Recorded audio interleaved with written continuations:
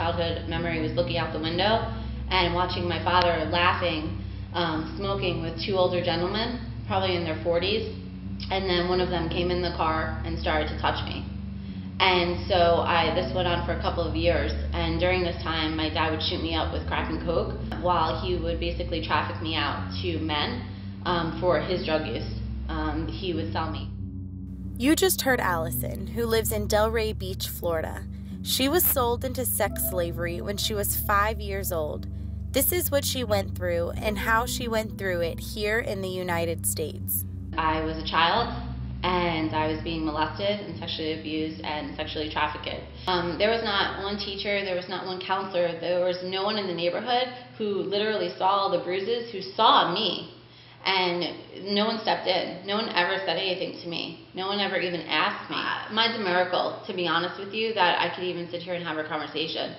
That I have a mind, that I'm not dead or in prison for the rest of my life. A lot of people think that it's just an international problem, and it's not. This happened in New York, that it happened in South Florida, that it's been also a couple of years, and that it's still happening here.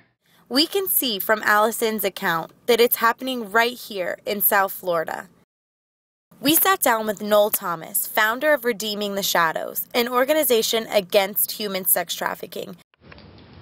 So Noel, can you give me an example of human sex trafficking here in South Florida?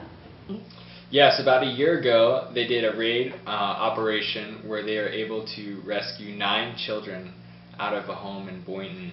And at the Super Bowl 2 years ago, in Miami, they rescued 11 children that were being sold as sex slaves.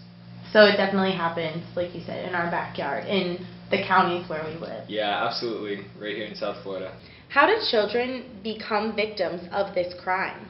Sometimes it's specific to the country and location. So in a third world country where there's a lot of poverty, parents will sometimes see it as the only option to sell their child as a means of survival. Here in America, it's usually a little different, although parents can sometimes be involved to sell their child for drug money and things like that. More often than not, kids that are involved in human trafficking domestically are kids that are runaways, kidnapped victims, or children that go missing. What is the lifestyle that a victim of human trafficking lives? So the FBI estimates that the lifspan of a child in human trafficking is 7 years. If a child isn't restored or rescued and restored during that period, their chance of survival is slim. What are some signs that we should look for to spot human sex trafficking? Victims of human trafficking can be very listless. They can just have seemingly nothing left to them, no reason to live, very depressed, obviously, bruised, beaten. Why do you think human sex trafficking is so prevalent in our own backyards?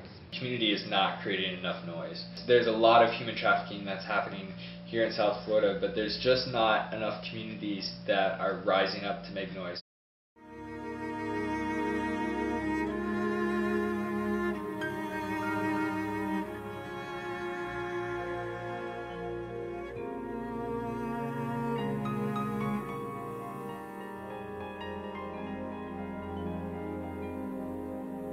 This might seem hard to imagine, but the fact is that this is happening to many young adults worldwide behind closed doors.